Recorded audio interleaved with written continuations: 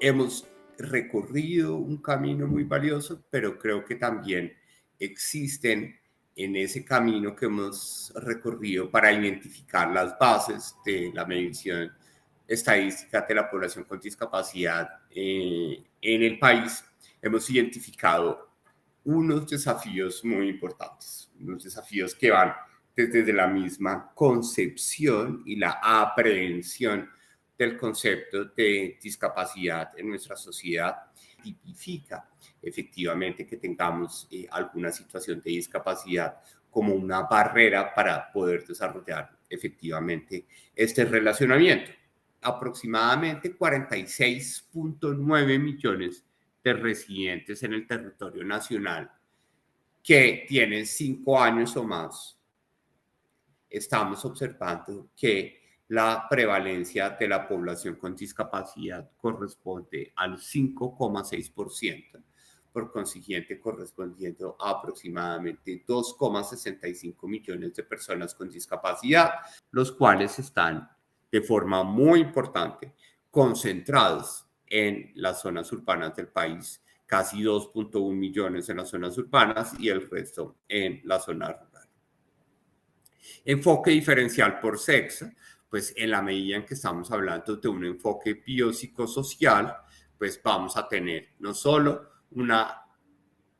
profundización diferencial por sexo de la discapacidad en las mujeres, sino una profundización interseccional en los grupos de personas adultas mayores, en donde ahí las mujeres tienen una mayor participación. Por eso, de los 2,65 millones aproximadamente de personas con discapacidad en el país, estamos estimando que aproximadamente 1,45 millones de personas con discapacidad corresponde con mujeres y 1,2 millones de personas de discapacidad corresponde con hombres, todos ellos concentrados de forma importante en las zonas urbanas del país. Desde el punto de vista de tipos de discapacidad, pues miren cómo de los 2.647.000 personas con discapacidad de 5 años o más, pues casi el 57% corresponden en este caso a personas con dificultades o con discapacidad para ver de cerca, de lejos o alrededor, y la siguiente prevalencia corresponde a el 31% de personas con discapacidad, es decir, casi 820.000 con dificultades o con discapacidad para mover el cuerpo, caminar y subir y bajar escaleras. Es importante hablar de las mediciones y caracterizaciones que nos puedan dar cuenta del estado actual de la población. Esos datos grandes de las brechas que tenemos en educación, de las brechas grandes en mercado laboral, pues sin duda alguna tiene que ser un referente muy importante para acciones tempranas. También celebro que gracias al apoyo del DANE y gracias a las entidades que hacen parte de ese Sistema Nacional de Discapacidad, hoy contamos con un Observatorio Nacional de Discapacidad, un Observatorio Nacional para la Inclusión Social y Productiva de las Personas con Discapacidad. Y este observatorio lo que hace es recoger esa información de fuente primaria que nos genera el DANE y poderla procesar. ¿Para qué? Para generar documentos técnicos que permitan una mejor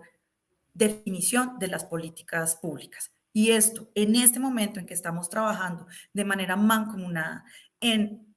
la actualización de nuestra política pública nacional de discapacidad, es esencial porque nos permite ver esas necesidades de nosotros, las personas con discapacidad, trabajar mucho más en la toma de conciencia, continuar luchando con esos estereotipos y continuar sensibilizándonos como sociedad. Es importante aclarar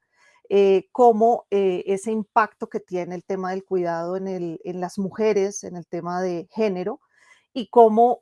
las acciones tienen que propender por redistribuir esa carga del cuidado y lograr que una familia que tiene un hijo con discapacidad, que tiene alta dependencia, pues no termine, como nos lo dicen las cifras de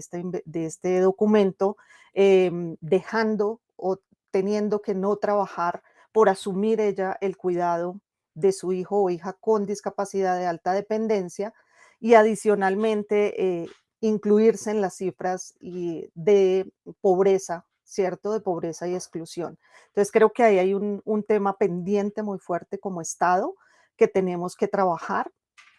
para que los servicios y todo lo que consideremos debe pasar con las personas con discapacidad, que deben ser el centro de todo lo que nosotros hagamos en incidencia, sea para garantizar que tengan servicios apropiados, que esa brecha de educación se cierre, que puedan tener asistencia personal o lo que requieran en apoyos y ajustes. Hay información muy interesante que arroja la nota estadística frente a las brechas en la educación, frente a la participación de los estudiantes con discapacidad en el sector educativo. Un 16% de los estudiantes con discapacidad no tienen ningún nivel educativo frente a si comparamos esto con estudiantes sin discapacidad, donde encontramos estadísticas del 2,6%. Encontramos que la asistencia escolar es suficientemente diferente si comparamos estudiantes con discapacidad y sin discapacidad.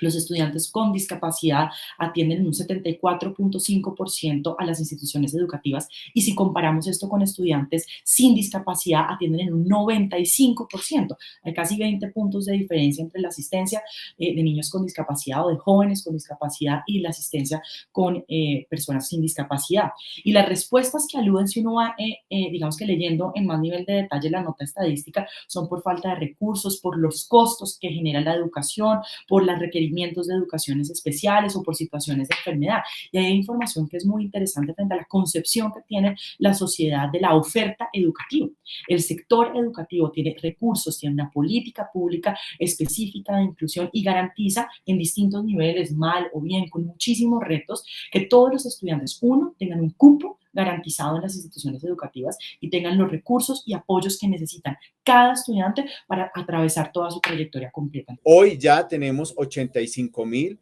más de 85,000 personas con discapacidad, con certificado de discapacidad, donde allí ya hay un porcentaje en función de esa dificultad que en algunas de sus dimensiones se evalúa y se caracteriza en el proceso de certificación ya definido en la resolución 113 que actualmente está en modificación.